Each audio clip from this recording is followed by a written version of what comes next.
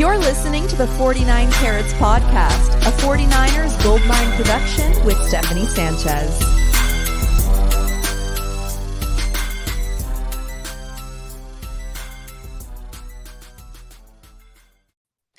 What's going on, everyone? Welcome to another edition of the 49 Carats Podcast. It is Tuesday, October 10th, and I'm back.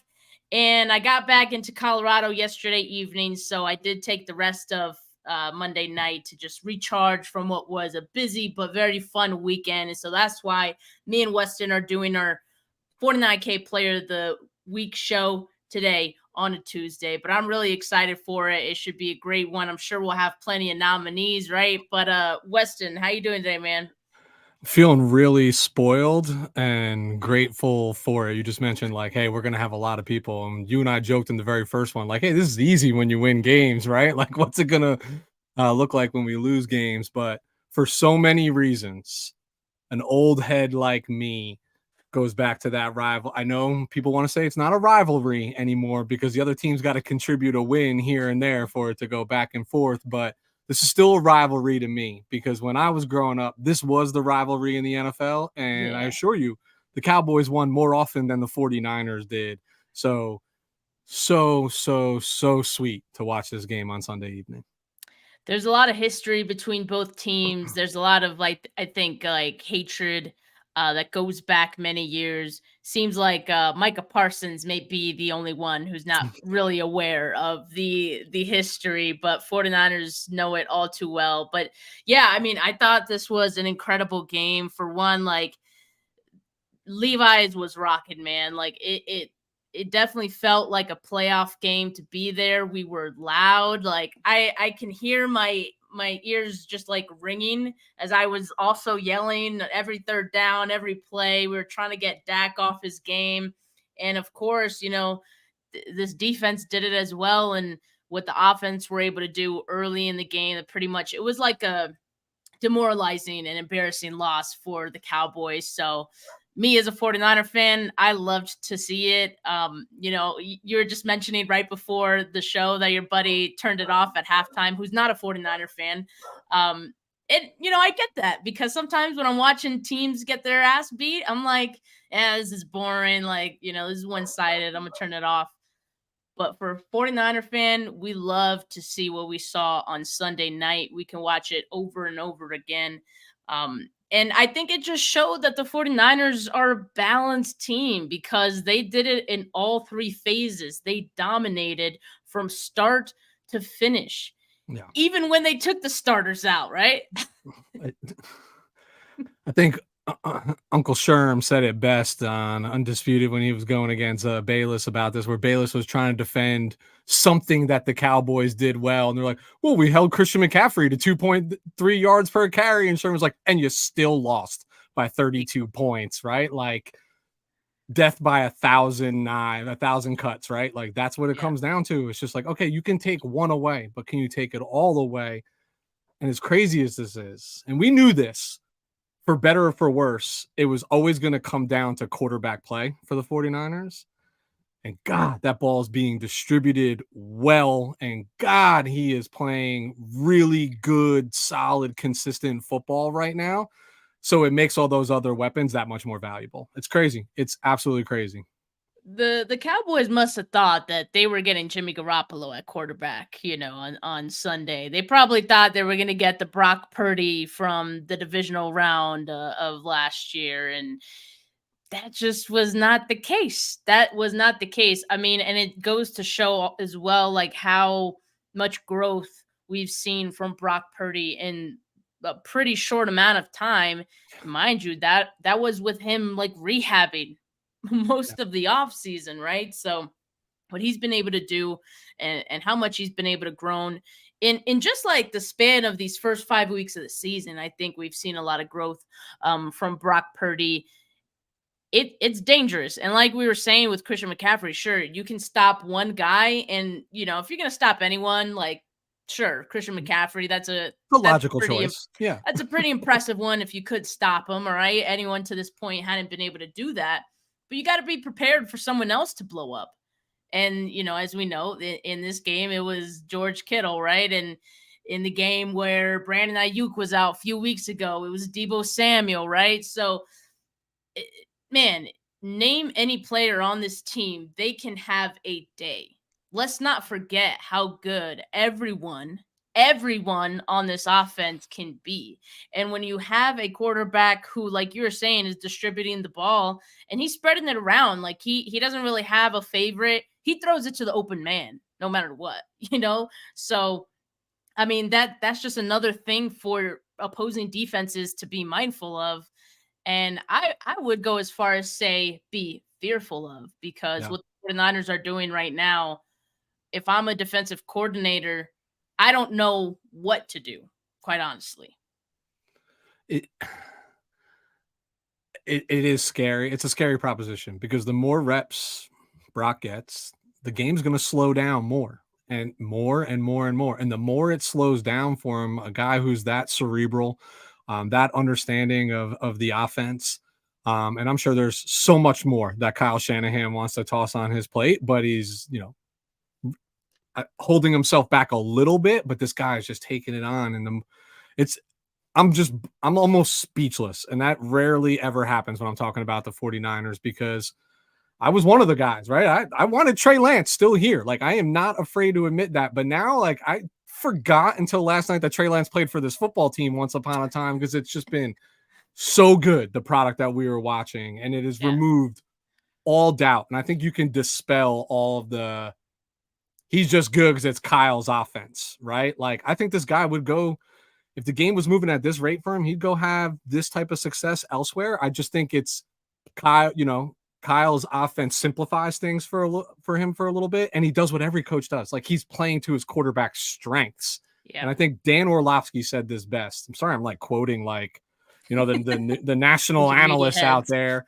but I mean, Unk is, Niner legend now, right? But Orlovsky, he's like, for years while Kyle was here, this offense was horizontal. Now it is vertical and horizontal. How'd you stop this offense back with Jimmy at quarterback, right? You just had to take away the middle of the field. It really wasn't that difficult. Now the entire field is available. It's crazy. Yeah. It's wild. Yeah, absolutely. And Melissa has a great question here because, look, 49ers have been pretty fortunate to this point. They haven't had to deal with a whole lot of injuries, at least like very impactful ones thus far. Aaron Banks did leave the game, and it was John Feliciano who took over at the left guard spot. And so Melissa's question is, if it is Feliciano instead of Banks, who do you see taking on Myles Garrett? And, of course, the 49ers do play the Cleveland Browns on Sunday, and Myles Garrett is probably the biggest guy to be cautious of in that Browns defense, who have also been playing some really good football to this point. So, man, I don't know. I mean, I will say this about John Feliciano, right? He stepped in and, he showed out. I saw this tweet from Wayne Breezy earlier, and I'll quote it here. He played 32 snaps at left guard against the Cowboys. He allowed 0 pressures and finished with an 84.2 pass blocking grade and a 71.1 run blocking grade. So it seems like he did a pretty fine job in the limited amount of time that he was there. Of course, just like Aaron Banks does, Feliciano is going to have the benefit of being next to one of the best to ever do it in Trent Williams. So I think that's already going to help him. Now, Myles Garrett, I haven't really dived into where he normally lines up, Melissa, so I can't really say right now. I don't know if you know off the top of your head, Weston, but a lot of the time, these guys will move around based on, the matchup. So I would just imagine that, we'll see Garrett on either side on Sunday. I would say traditionally your best pass rusher tends to line up over the right tackle, right? Because it's just an immediate advantage. Usually the left tackle is supposed to be the best, offensive lineman you have in theory. But Garrett, he'll slide up and down. It's going to be based on what the offense is doing essentially, right? And what they're trying to stop. You just mentioned Feliciano's PFF grades for the game. Both of those are drastically better, by the way, than what Aaron Banks' PFF grade was, prior to the injury based on his snaps. But Feliciano's a vet. He's a league vet. Like, he gets it. And here's the reality. like Myles Garrett, unless he's lining up one-on-one over Trent Williams, it's advantage Garrett against any other offensive lineman in the league that he faces. So it's not about who's going to take him up, it's how you're going to scheme against him. And the scheme is going to involve pulling Kittle across that line, pulling Juszczyk, and just jamming bodies in front of 95 all game long, just to get him off the path, right? Like, he's still going to get to the quarterback. He's still going to create pressures. He's a very, very talented football player for a reason, but it's going to be done by committee. And whether it was Banks is playing or Feliciano was playing, it was going to be done by committee anyway, just because of the caliber of player that he is.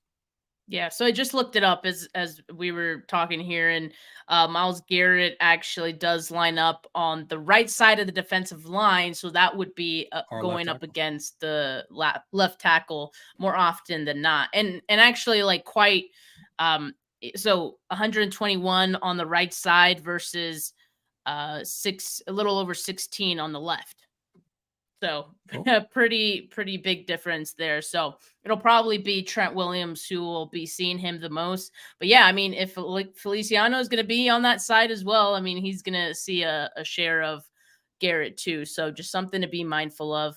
But you know, we move. All right. I'm not too worried about it, especially after seeing what the 49ers were able to do in limiting Micah Parsons in this game. Should we just go right into, you know, our candidates here for 49K play of the week? Because I think we might have a few. Yeah. If one comment, if you don't mind, because I know if we just stay on the recap of this game, we could just go the full hour, right? And we'll never get to the player of the week.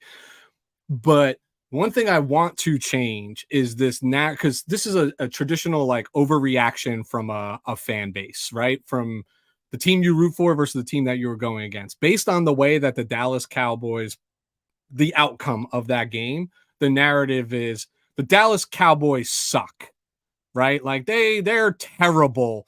They don't belong on the same field as the San Francisco 49ers, which honestly, I agree with the latter portion of that comment, not being on the same field. Yeah. But when all is said and done, this team is probably going to win 10 games. They're probably going to sneak into the playoffs in some way, shape, or form, right? And that might have a little to do with the NFC overall competition, but still going to be a playoff team, right? And they're consistently a playoff team. They just disappoint in the playoffs.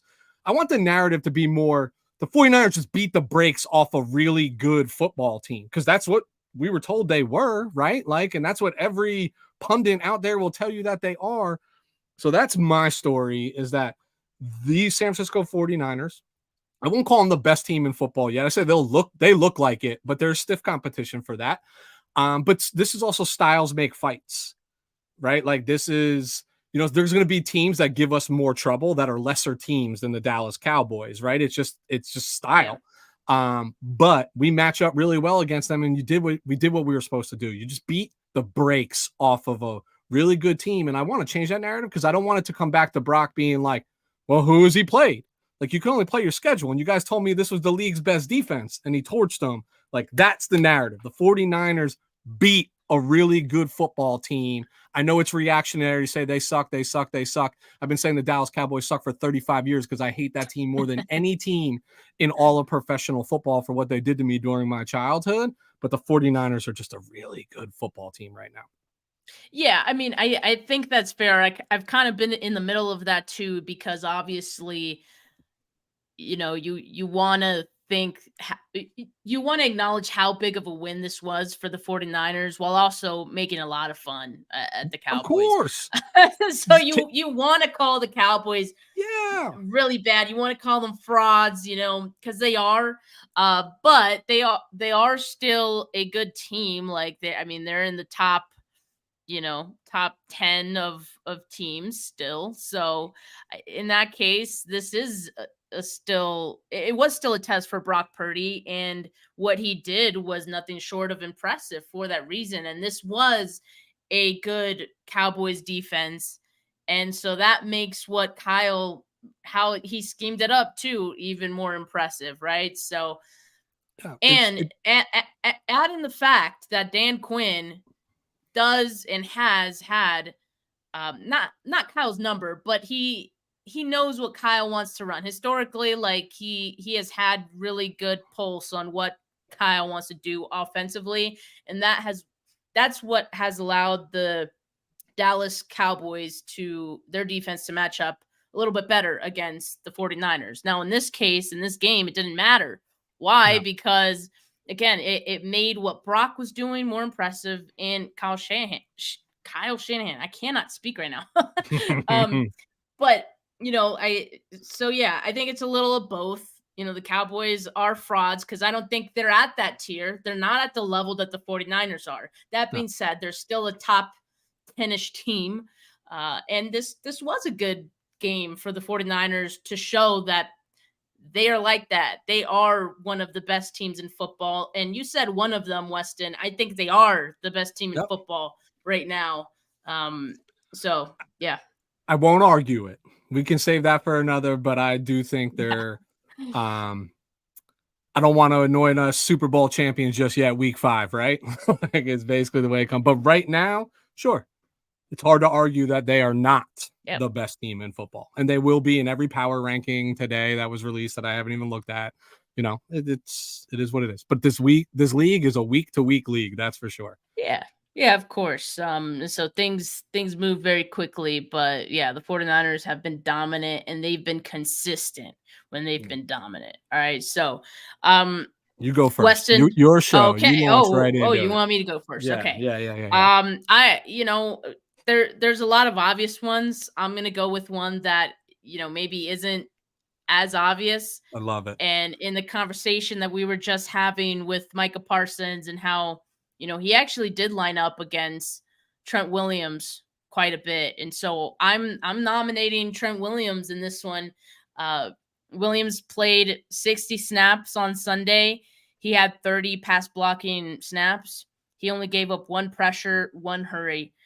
Still no sacks given up this season. Micah Parsons lined up on Trent's side 38 times. He had 29 true pass rushing snaps or sets on the day, 0 sacks, 0 quarterback hits, 1 hurry.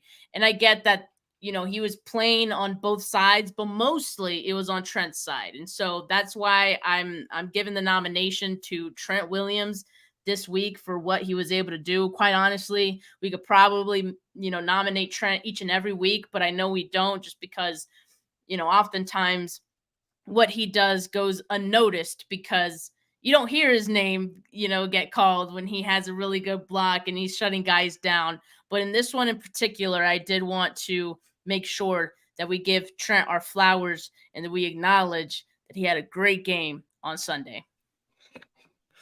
His own teammates will tell you he's the best player in the NFL. I agree. It's like a travesty and a crime that we can't nominate him every single week. The reality is you just, outside of your contract, you just play a very thankless, not so glamorous position in the National Football League, especially when it comes to things like we're doing here on this show and anointing, the 49K player of the week, etc.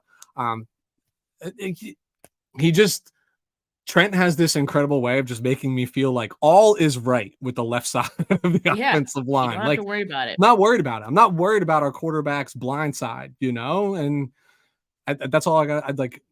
I have nothing to add in terms of statistics, his alignment, what he did, etc. I would argue that I think his PFF grade is probably significantly lower than what it should be. I don't know what he's penalized for. I thought so too. Dude puts up a clean sheet. Why is that not 90 plus, which is what essentially his average is on an annual basis anyway. I'm just so glad he is a San Francisco 49er, and I hope it's at least for another year, maybe 2 after the 2023 season. Yeah, I hope so too. And yeah, it is tough to say things about Trent because he does it on a weekly basis, and most of what he does doesn't always really even show up on the stat sheet. It's hard to quantify what Trent Williams does and vocalize it in words, but we see it, Trent. We appreciate it. The words are 0 words, right? When you go a whole game and you don't hear his name, that man did everything he was supposed to do. Exactly. All right, Weston, who's your first nominee? So it's so funny. Playing with my 5-year-old kid about to come down, start recording. I'm like, buddy, 49K player of the week. And he goes, Daddy, vote for the 49ers for me. He has no idea what I'm asking him, right? He's 5. But has he ever been more right? Like, just vote for the 49ers. You're right. Yeah. The team. Any player on this I team, can't you argue can with pick that. it. This was legit as close to as a flawless football game that an NFL team can play. So that on both sides of the ball. Mm-hmm. So I'm going to go outside the box a little bit because we're going to get to the obvious names and we'll leave plenty of time for them. Right. Mitch Wishnowsky. I am putting I knew you were going to do it. I can't. I mean, Moody's leaving me hanging these last couple of weeks, just being Mr. Consistent with those extra points. But it's the field position game, which is really like, think about playing this defense. Even when you get the ball to 25, the 30, whatever it is, right? Now you're getting the ball inside the 5-yard line multiple times, and you know that defensive line is coming. You know Huff's probably coming off the end, or Warner's coming right up the gut, or whatever it is. That changes the complexion of a football game, right? And I talk about another thankless position, but let's call it what it was. Average 47 yards, a hair under 47 yards per punt. Put 2 inside the 5. I know they don't really track that. They talk about inside the 20, but I'm telling you, 2 inside the 5, right? Yeah. 59-yard punt. Those things flip. Like, we didn't have many bad drives, but when a drive ended in a punt, it was not always a good thing for the opposing team in terms of where they were taking over the possession of the ball. So, it might be one of 10 weeks or, one out of the 17, 18 weeks that I'm going to have the opportunity to throw number 18 up into this conversation. But the secret, the truth here is he's actually been doing this all year. It was just on the national stage on Sunday night. Weston, you're like the anti Jason Aponte, because he hates kickers. I do this to burn Jason Aponte. I love Jay, but at kickers every have feelings. every opportunity, you're always here praising special team players and nominating them for 49K player of the week. I mean, it's impressive at this point. It's impressive, but Wishnowsky, I did think he had a great game as well. It's hard to not notice when you get those punts inside of the 20, right? And credit to Ronnie Bell as well for, pinning one of those down. I think it was within the 5 or something like that, if I'm not mistaken. Yep. So yeah, I mean, okay, I'm not going to argue with you on that one. And, but I don't have too much to say on that one either. So let's move right along. I get it. All right, let's get into the good ones, right? I'm gonna go with Brock Purdy. Yeah. I mean, 17 of 24. He had more incompletions than he had in the previous week, and yet this game was so much more impressive for Brock Purdy. 252 yards. 4 touchdowns were a career best for him. And this is, again, against the best defense in the league. And as we were saying earlier, we are making fun of the Dallas Cowboys for what they did, but we also acknowledge that they are a good defense in this league. And this was a big test for Brock Purdy. I mean, we said it multiple times going into this game. This is a big test for him. This is going to be a measuring stick for the offense. Well, they measured far and beyond, and Brock Purdy measured far and beyond what I would have expected him to do in this game. He also had a passer rating of 144.4. Again, people, against one of the best defenses in the league. All right. So let's call it what it is. I mean, what Brock Purdy is doing right now, he's proven the doubters wrong. Each and every week, what more can he do to convince people that he is legit? I don't know. It's not like he drafted himself to the 49ers. It's not like, I get Kyle Shanahan is as good as anyone in this job, but does that mean that no matter what quarterback is in San Francisco, they're always going to be seen as some product of the system? What Brock Purdy is doing right now is way, way, way beyond that at this point. He's raising the ceiling of this offense. I say it all the time. I'm becoming I just keep repeating it, but it's so true. And when you watch him play, it's obvious. It's obvious what he's bringing to the table. It's better than any quarterback we've seen with Kyle Shanahan in San Francisco. Maybe it could be too early to say, but maybe ever with Kyle Shanahan. Just leave that there. Whoa. I love it. Everything about this was my favorite game that Brock has put on tape so far. And I think this game truly checked all the boxes. Again, I could show you text message chain upon text message chain from NFL fans that are just like, dude, are you serious what this kid's doing right now? And it's the end. What have you seen up and down social media since Sunday night game ended? You've seen him throwing to windows, right? Not two players. What did number 10 do that would get his receivers damn near hospitalized every single time? He's trying to throw to a player, and those players are moving in Shanahan's offense. That's why the ball is always behind them, always low. They're never catching it in stride. He's putting it to a window. Now, this will come back. It happens to every quarterback. He'll put it in the right window one day, and his receiver won't get there, and it'll be an easy interception for the defense. But that is the way that this offense is built, is put it to the spot. Let the receiver go make the play. We could bring up dart after dart. This man was pegging all over the field. My favorite, I want to say was it on the Ayuk penalty where it got called back 3rd and 2, right? It was like 3rd and 2 that or was whatever. The one that he threw like kind of over LVE, right? No, so not in the middle of the field. I'm talking about it was like basically like a flag to the outside. It was like 3rd and 2. That was another one that he threw to Ayuk. It was 3rd and short, and they show it, and you can see it. It's clear as day. Like the underneath guy's open, and it was Debo, right, with a little bit of space. Yeah, quarterbacks of the past take that 10 out of 10 times. It's just the dude thinks differently, and that's what I said earlier. Like you don't have to you can't just take away the middle of the field anymore. The whole field is available. Does he have Josh Allen's arm or, no. Herbert's arm? No. But he can put the ball anywhere on the field. Anywhere on the field, and he does it with anticipation, and he does it where his receiver only can make the play. It was unbelievable, Steph. It was unbelievable, this performance by Brock. It really was. I'll say this about Brock, and it kind of reminds me of like thoughts I've had about Talanoa Hufanga as well. Because Talanoa Hufanga was a guy who, as a safety, has some limitations. He's not the fastest dude. At times he was very over-aggressive in his career. He was, overshooting a guy, and he was missing tackles, things like that. But what Hufanga had was a work ethic, and he worked hard at what he did, and I think he's also a very smart player.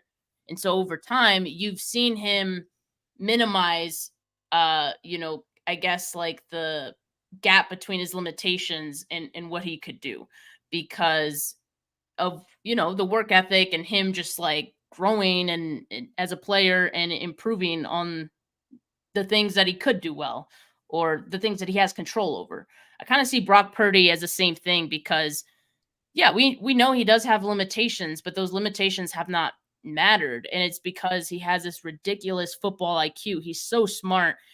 He also has a crazy work ethic, right? And we've already seen that he's been able to grow. Like look at week 2. I make the the comparison of week 2 to what we saw on Sunday because week 2 was when he missed 3 guys, somewhat deep, and look at what he did Sunday. He was hitting some deep throws, 20 plus more than I think we've ever seen him do. Yeah. So, and that's what I mean. He's just going to continue working on those things. And so much so that those limitations are going to matter less and less because the things that he does well, he's going to keep improving on. And, that's what's going to continue to raise the ceiling of this offense. So he's incredible. What's crazy is why he's maturing. I see Kyle maturing with him, just not forcing his offense, right? This is Kyle's offense. This is what he wants to call, and he gets more from it, but within the skill set. That's it. Just within the skill set, right? Like it's not forcing anything because now it's working, and now it's more than he's ever had since he's, been the head coach of the San Francisco 49ers. I just, I'm eating a lot of humble pie around I don't think I was ever negative on Brock. It was just more like, let's pump the brakes. We don't know enough. And like, you see Cinderella stories in the NFL all the time. And I think that's okay. We saw it with with Jimmy Garoppolo. I think Yep. that's why we pause a little bit more when we see someone, especially to end a season, Yeah. when we see someone have this like crazy good stretch, a insanity run, if you will. And we don't know if that's going to, keep up, right? Of course, it always looks great when it's happening. But yeah, so far, I think it's hard with each and every week to think that this is just a fluke. Yeah. I mean, I Yeah. think we've I think You we've get seen enough now. you're getting further and further away from that. So Yeah. yeah, Brock, excellent nomination, of course, Steph. Yeah. If it is my turn, Yeah. this one's from Melissa. Melissa, this is the time to go ahead and nominate your man, our man, everyone's man, Mr. Number 85, George and Claire Kittle. Please come to the podium here for your 49K player of the Oh, you're already week. crowning him. You're not No, even I waiting for the can't. I vote. can't. I mean, he probably finds the podium, right? Like if it's 1, 2, 3. That being said, look, I mean, there's 3 catches, 67 yards, modest game, but in terms of like production, but hey, all three of those catches just happened to be touchdowns while the game was still a game, right? Like none of it was Yeah. necessarily mop up duty. I mean, he had the first 2, and then I think he had the 4th, right? So yeah, because then McCaffrey ran one in, and then he had the 4th to make it whatever it was, 28-10. It's what I love about George is just the entertainer he is, and he rightfully so. The way that the season has started for him, rather quiet compared to how it ended last year, like he usually does in primetime football, Yep. steps up. I loved. I want to give him this award just for like the second touchdown when he beat the corner to the pylon, and then his celebration was the sprinter celebration. Where he's Yeah, like I head liked down, that like check one. out my wheels, I still got it. But he does so much dirty work week in, Yeah. week out, right? For a guy who has a phenomenal skill set as a pass catching tight end, like a Travis Kelce, but he just doesn't get put in the same positions and get the same opportunities as that. So I actually predicted in my pregame show that I thought we'd see more of Quiet George, right? I thought it was going to be like, he's going to be the 6th lineman to find number 11, wherever 11 was. What do I know, right? Now he comes out and he's the prime target. And then what seals it for me is, bringing back Gary Plummer's. Yes. I was going to say the same thing. Yeah. F Dallas shirt. I told you how far I got. I'm an old head, Steph. Like I remember that game vividly and seeing that t-shirt and being young enough to be like, Mommy, what's that? And she'd be like, don't worry about it. It's on TV and I couldn't bleep it out fast enough. But that being said, George deserved this game on the spotlight. He is a pure entertainer, and he did not disappoint this weekend. If you have a shirt like that under your jersey, you better score 3 touchdowns. You're prepared. Like, yeah, like I think he was this definitely is like ready Sharpie in the sock. Like you better be ready. You better yeah, do exactly, right? Like you got to show out. And yeah, I mean, he did just that. I think like alternatively from what you said, I was actually expecting Kittle to have a big game. I'm not sure I could have quite predicted 3 touchdowns, but I did expect a little bit more involvement just because I did like the matchup for Kittle in this game. But also it feels like when he has those quiet games, like he had weeks 1 through 4 pretty much, you kind of just get the sense, because we've been watching Kittle long enough now, that when he's kind of dormant like that, he's just ready. He's just ready to pop at any moment, and he's capable of doing it, right? Even though sometimes he's not always involved, as much as he was on Sunday, he's still capable of doing these things. Sometimes I even forget, right? I think we all kind of forget. You just assume that because a guy isn't getting stats and he isn't making all these catches and touchdowns every single week, that he's not doing the dirty work. Like you said, he is doing the dirty work, but kind of like what we said with Trent, like that's hard to quantify, on any given week. So I'm glad that Kittle was able to step up in this one, get those 3 touchdowns. Yeah, 3 catches, 3 touchdowns. How efficient of a day is that, right, for him? And yeah, we have to acknowledge the F Dallas t-shirt. That was some good stuff right there. Entertainment. And that's what this Um is. This is it, entertainment, right? exactly. He did say like earlier, I think it was on Cambia or something. He was like, "I'm mildly a troll." Of course So he is. When you want it a just happy fits birthday so wish, well. what you're feeling lonely on the birthday? What's the first thing you do as a 49ers fan? You tag George Kittle and say, "I wish you'd give me a shout out on my birthday," and he's right there without fail. You know what I mean? Yeah. Yeah, he's a good dude. But yeah, so that's a good one. I'm gonna go with next one, going to the defense side. And this one's another, obvious one, but I'm gonna say Fred Warner.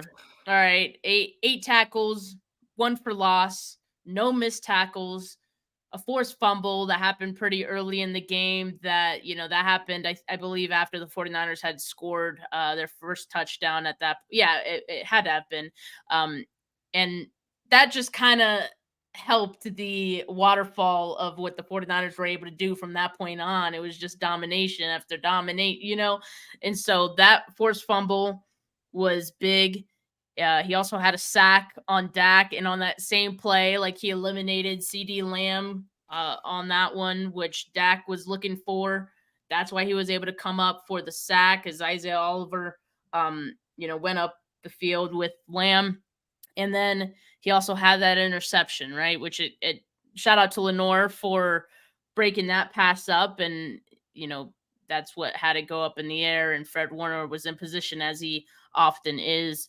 So here's another guy who there's like almost not enough things and like too much things at the same time to say about him. I guess I kind of just said the same thing, but you know what I meant. Like I know exactly you're what you mean. speechless, but you also want to say like 100 things about Fred Warner at the same No. time, because he's one of those guys who are just that good. Someone who you could probably nominate each and every week. But what I love most about Fred Warner is that he arrives in these certain moments. Like there are certain games where he understands the gravity of the game, of the moment, and he will step up for them. Yeah. I think about all those matchups, all the matchups he's had with the Cowboys. I think also about the Packers matchups that he had. He went hard in all of those games against Aaron Rodgers.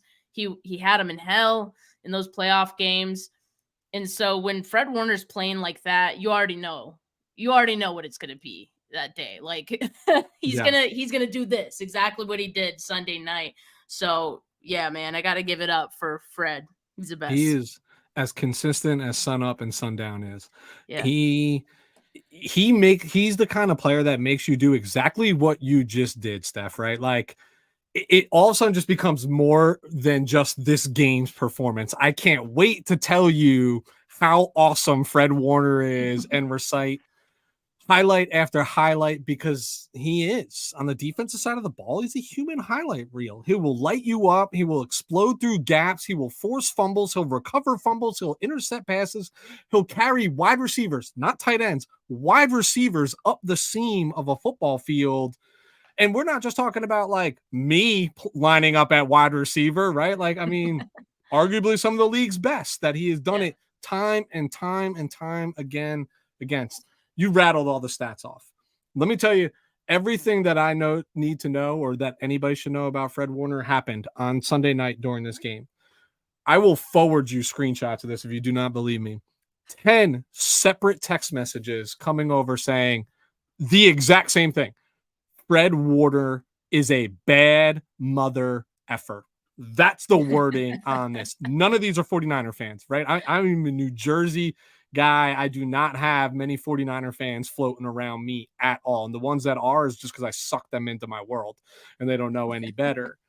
One of those, Steph, is a coach in the National Football League right now. I will not name teams. Okay. Hand to God is a coach in the NFL and text me that said Fred Warner is a bad mother effort.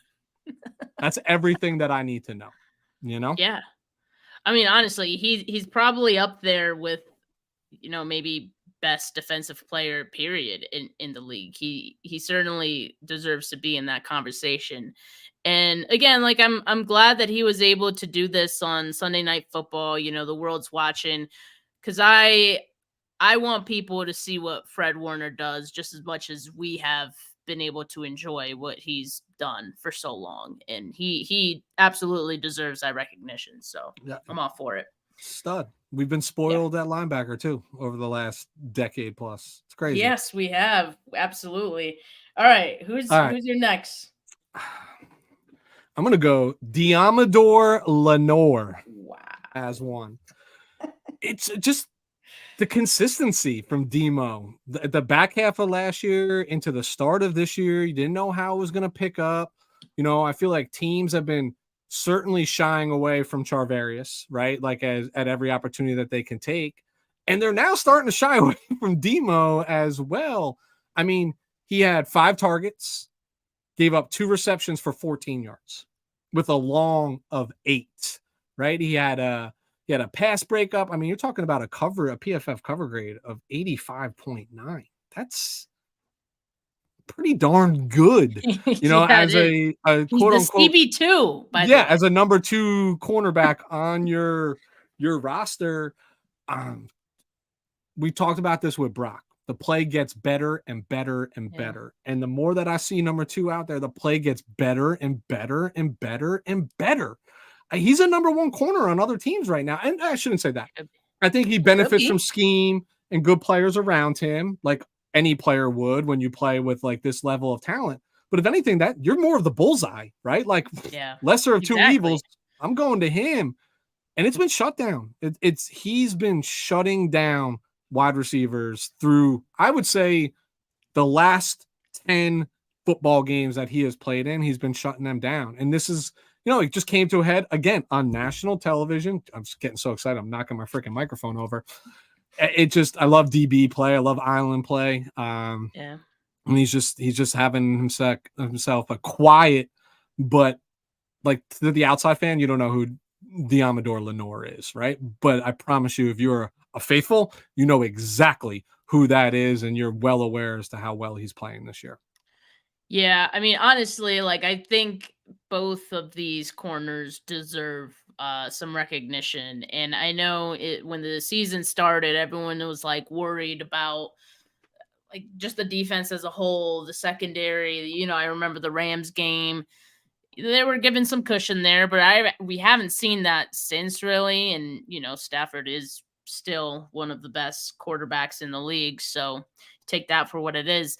But these corners have still been playing some really good football, and Diamador Lenore being like the number 2 guy seems to be playing just as good as the number 1, and you can't always say that. Not every team can say that for their CB2. So for the people who have been doing this like Patrick Surtain thing, coming to the 49ers, not that I would not love Patrick Surtain, but there's no reason for the 49ers to feel the need to do that when you have Charvarius Ward and Diamador Lenore playing the way that they are right now. There's just no reason for it. So thank you, but no thank you. If it happens, sure. Like, obviously I'd love that, but it's not going to happen. So, why do we keep doing this? And also they're both playing some really good ball right now. So I'll let that be. I'm not going to say no to that, right? Like you can find them, but that's like idiotic. But you need to go out of your way right now is what I'm saying. Exactly.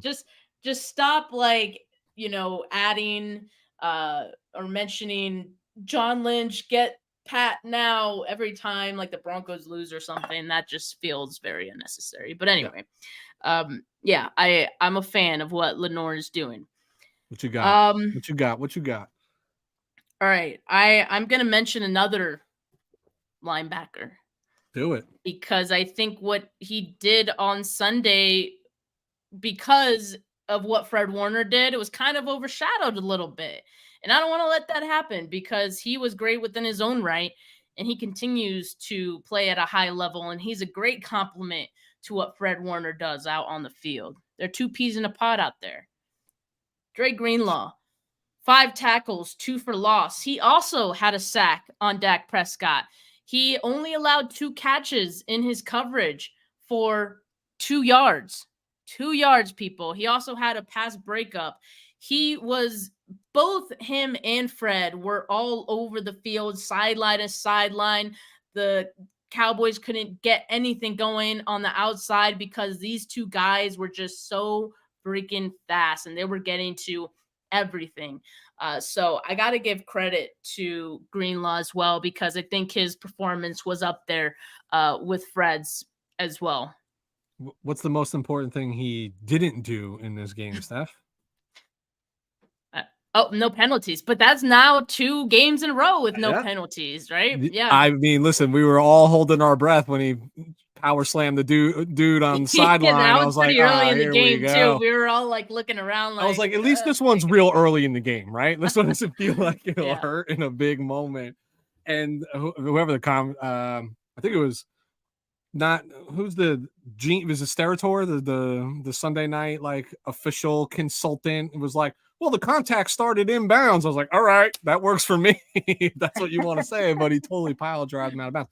Listen, Dre is, you've seen it everywhere. If Warner's number 1 off the ball backer in the NFL, how is Dre Greenlaw like not number 2 right now? He's just a fly sideline to sideline, comes with really, really bad intentions when he's trying to make contact with you. You know what? He fits this rivalry so well because he plays that physical brand of ball that goes back to the late 80s, early 90s, where by all intents and purposes, the name of the game was kill the man with the ball. Like, you know what I mean? There was no helmet to helmet contact and, things of that, that nature in this game. He's just, he's a throwback. Love Dre Greenlaw. Can I throw one more? Yeah. I mean, we gotta talk about Nick, right? Yeah. Gotta talk a little bit about this guy right here, don't we? Again, it's not glorious to the outside fan in terms of like he didn't have a 3-sack game or a Khalil Mack 6-sack game, but he had 7 pressures, right? He walked out of that game with a sack. He hit the quarterback 3 times, hurried the quarterback, caused all sorts of havoc up and down that line. And they were staying away from him in terms of like running, like they weren't running the ball at Nick Bosa. Like he literally changes the complexion of a football game. You stay away from 97 when you see him out there. And that alone, based on the way the rest of his defense is playing, you can have your 120 million guaranteed, sir. Thank you. Keep doing what you're doing. But in another PFF grade of 91 plus. I mean, he's got to be at this point in the top 3 highest rated defensive players in the league, according to PFF, which most people kind of quote as Bible, right? In some capacity, from a ranking of a player. He's just another guy, just consistent. And guess what? Everybody relax. He will get home. I promise you, he will get home, and the sacks, it'll start to avalanche, snowball effect totally.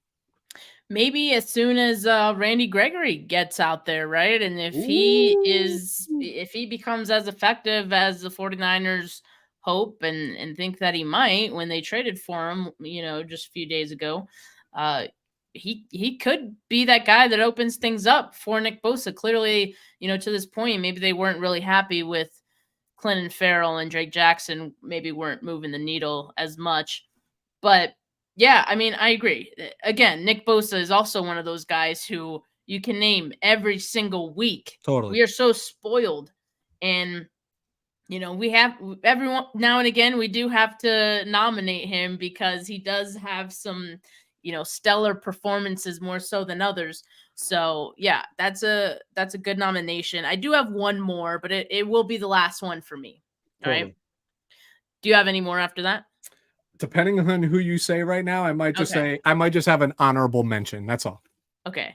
Yeah, I was on the fence of making this one an honorable mention. Your show, Steph. You do whatever I wanted you to want. Just go ahead. I wanted to just go ahead and say it because I thought that Jordan Mason had a really good game. There we go. All right, we're on the same page there. And he actually had a better day on the ground against the Cowboys than Christian McCaffrey did. And look, there were a couple reasons for that. We already mentioned that the Cowboys were selling out to stop Christian McCaffrey, doing all they could to limit him. They were successful for the most part in that. And the other thing was that most of Mason's carries did come towards the end of the game, like in the second half, when by that point, you're beating a dead horse in the Cowboys. And so McCaffrey had 19 carries, 51 yards, 2.7 yards per carry average, 8-yard touchdown. Congratulations to Christian McCaffrey, by the way, because that's 14 straight games with a touchdown. We love to see that. Jordan Mason had 10 carries, 69 yards, good for 6.9 yards per carry average. He had a 26-yard touchdown. And this isn't to say that Mason is better than McCaffrey, because that would literally never be the case. But what I want to say with this one, and me adding it in here, he needs more carries. Yeah. He needs more carries, man. He can do it all. He can, okay, not do it all, but he can do it. He can handle it. All right. I'm not, I think he's past the point of being this like young running back that we have to like, protect and make sure that he's like good enough before we hand him all these carries. No, I think he's already past that point. He did struggle with fumbles through camp. I think those days are behind him as well. He is this team's closer. And with a team as good as the 49ers, they're going to need a closer quite a bit, right? Yeah. And he's a tough physical runner. He's capable of putting the nail in the coffin, as we saw, on Sunday night in the second half of games. So I would like to see more of Jordan Mason if we could. Hey, he got the highest PFF grade on the 49ers offense this week. So happy for Jordan finding the end zone, right? Getting that national television, right? Putting his name out there for sure. 26 million viewers, right? Like that's nothing to sneeze at. That's drastically different than a Sunday 4:00 game on the East Coast, at least.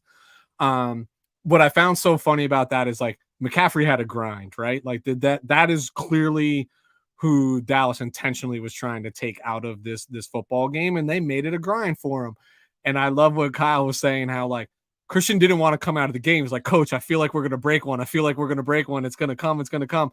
And they did break one. It just happened to be JP bringing it to the house versus Christian, which is fine. Christian's going to get plenty all year long, like not worried about it. But it's just, isn't it crazy how football players feel that? Like they just know like the break is coming. The break is coming. Yeah. Like you just know the momentum and understand the flow of a football game. Happy for Jordan. That wasn't actually going to be my honorable mention. My honorable mention, I'm just glad you brought up his name because the most important thing you said there is more touches. Why not? The guy is a physical specimen, right? Like he hurts people when he runs into them. Take away the will of the team, put the nail in the coffin, close the game, whatever term you want to use. That's what he's going to be viable for. My honorable mention is Isaiah Oliver. I know he gave up the touchdown to Turpin, but I'm just remember when what was it, week 2, when everybody was loving what Isaiah Oliver did after that week's game. I thought he played well. I thought it was just like, hey, right spot, right time, certain things, a little opportunistic. This game, there wasn't a lot of flash, wasn't a lot of glam. He gave up a touchdown. But CeeDee Lamb, their best wide receiver, traditionally lines up in the slot. And who's taking that slot? And last I checked, we talked about Micah Parsons having zero impact on this game. Pretty confident CeeDee Lamb didn't put a dent in this game either. So Isaiah Oliver, I'm recovering from week 2 and not being fully on your bandwagon and say, I see you, guy. And my final statement before we vote is I missed my ultimate sales line for Diamador Lenore and why he should win this week. He had the most ultimate social media tweet talking about when the ball hit his leg and didn't go out. And he said, I learned that from Messi. Just remember that. Just remember that. Quoting one of the world's greatest. That's hilarious. I can't believe I was like saving that, and I can't believe I forgot. That's goated. I love that. Look, when the 49ers win big and you score 42 points on one of the best defenses in the league, there are going to be a lot of guys who contribute to that. So we named a bunch of guys, but let's not forget there are other guys who do deserve some recognition. I know Melissa has mentioned Kevin Givens in there too, so we'll shout him out here. New Jersey. Another honorable mention. But yeah, I mean, we can be here till midnight if we discussed all of the good performances from Sunday. Yeah, we'd literally be talking about the whole team. So we're just going to leave it at this list. And it's a long, it's already a long list. So get your votes in, guys. Put your votes in the comments and we will tally them up right over here. In the meantime, usually we do players that we want to put on notice. I don't know about you, Weston, but I don't have any players to put on notice for week 5, and going into week 6. I think I feel pretty good about everyone. I know we didn't mention Colton McKivitz, but in the limited Played time well. that he also saw Parsons, I mean, yeah, he played well too. So I'm not worried about him. I'm not worried about the right side of the line. I'm gonna hold any judgment on Feliciano. Let's see how he does, this upcoming week against Myles Garrett and that side of the line. But I have no complaints right now about what the 49ers have been doing. Not one on any player. I would be hypocritical after what I said earlier about this is as close to perfection as you can get in an NFL game, what we saw Sunday night. If I was being comical to fill the air while we're tallying some votes here, Steph, I would say, Jake Moody, come on, guy. We started nominating you right out of the gate. Now you're just hanging in the wind. But that's obviously not his fault. We're just not attempting field goals. We're scoring touchdowns and a place we want to be. So that's just pure comedy relief at this. And it's not even no grievances coming out of. It's not just this game. It's the last 2 to 3 games in the manner in which they're playing and what the end result is like even looking back on it, yeah, every player is going to make a mistake. There's no such thing as perfection throughout an entire football game. I mean, it's a scary place to be when you're just like, cool, bring on Cleveland. Let's go. All right, we're tallying up the. Do we get to vote? Votes here? Yeah, we get to vote. This is our show. All right, it's your show. You just let me hang out for a little while, right, which I am appreciative of. I am gonna vote for Brock Purdy on this one. Me too. All right. It was. I don't think people actually really appreciate how special that was, right? And I'm so glad I could talk to you about it, because when I talked to my wife about it, she's like, no, you're not allowed to say this. You weren't on the bandwagon early enough. I mean, it was just, and she's right. I'll take my L. It was just a really special performance that wasn't glamorous. Yeah. It was just efficient and showed so much growth. Brock Purdy. That's my vote. I like it. I like it a lot. Quick shout out. I see here, Melissa pointed out that, Rob D, who's here in the comments. Shout out, Rob, man. It's almost your birthday. And then Debster, who's been here for the entire show as well, commenting, had a birthday a couple days ago. So happy birthday to both of you guys. Appreciate all the support. Appreciate you guys being here. We currently have a two-way tie between Brock Purdy and George Kittle. So make sure that you guys get your votes in. In fact, I think Rob D, George Kittle. Are you guys voting for George or are you voting for Claire? Because they're both equally entertaining. This is crazy. Let me just make sure I'm counting this right. Okay, I didn't get Chris's. Okay, so now Brock Purdy is in the lead. Kittle and Warner are tied at 3 votes apiece. So let's do one last segment here. We're just going to preview really quickly the Browns game. Yeah. And then we'll call the voting final. Deshaun Watson seems like he might not play on Sunday. That certainly would, the 49ers would prefer that, I think. But the thing is, I don't think they really know if Watson doesn't play, who's going to play quarterback. I saw a report today that's going to be PJ Walker. Yeah. It's not going to be Dorian Thompson-Robinson. So I don't know if the Browns are just playing this game of let's milk this for whatever it's worth and try to get them to prepare for all 3 quarterbacks, because right now that's what the 49ers are going to have to do. And then at the 11th hour, maybe they'll make a switcheroo or something like that. I don't think it matters, Steph. And this is not arrogance. This is not trying to be over cocky. The offense isn't what scares me about Cleveland in any capacity. I mean, Deshaun Watson hasn't even really been playing that great of football, if I'm being candid. Certainly not what they're paying him to do. The loss of Nick Chubb is significant, right?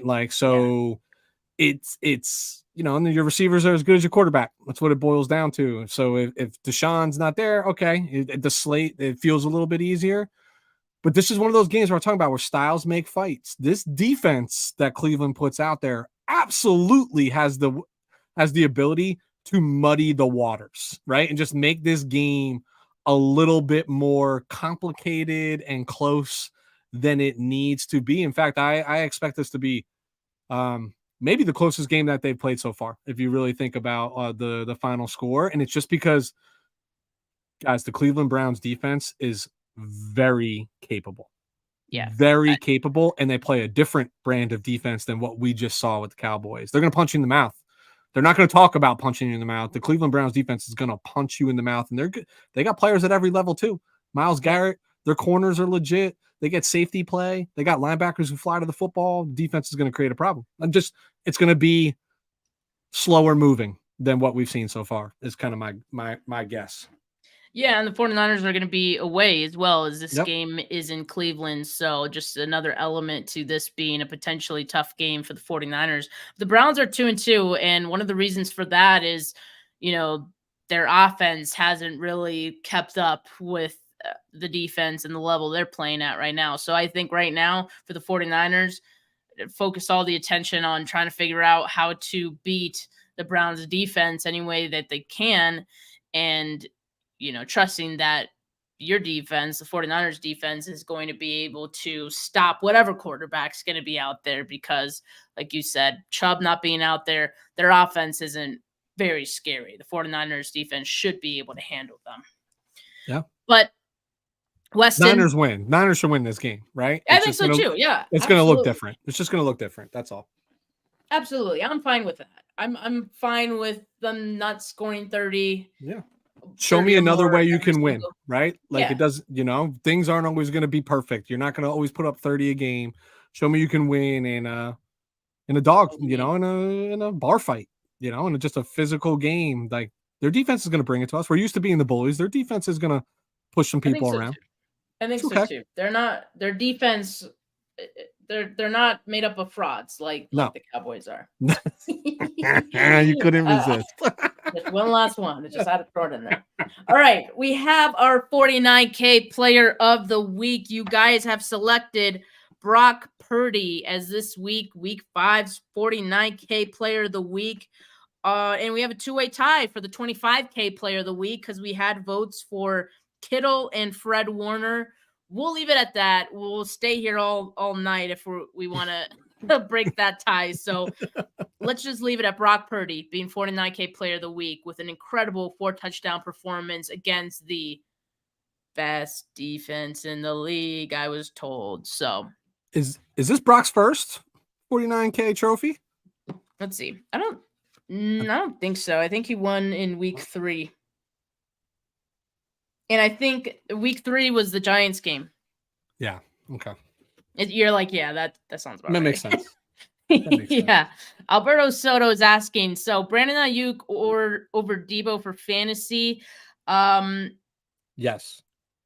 Yeah, I'd probably say yes in this matchup, only because, I think BA is good enough that he can beat anyone on his own. He seems to be a favorite target of Purdy's right now, and he's gonna get his. Like, he's gonna get open, more than I could see Debo getting open. So he's gonna get 7 to 10 targets every game the rest of the season. It's gonna be about production, and his separation at the top of routes is like silly. Insane. It's really, really silly. Like you said earlier, Purdy's throwing it in space or in zones, or pockets, windows where he's seeing guys get open and he's getting it in there. So Brandon Ayuk, I think, is a prime candidate for getting his, even in a very tough matchup like it's going to be against the Browns. So I'd start him. But this isn't a fantasy football advice. You don't come back to us blaming us, right, Alberto? All right. Weston, it's been fun, man. Yeah. Like we said, these episodes are going to be a lot of fun when we're winning games. So let's enjoy it. All right. Have anything else to say? No, same week in, week out, win or lose. It's always go Niners. Go Niners. All right, y'all. Make sure you like this video. Make sure you subscribe to the channel if you have not yet. Make sure you subscribe to Weston's channel if you have not yet. He puts out some great content as well, and it isn't just 49ers, talking all NFL, all that good stuff. Appreciate all you guys who are, keeping the comments lit. Have a good Tuesday, everyone. But for now, peace.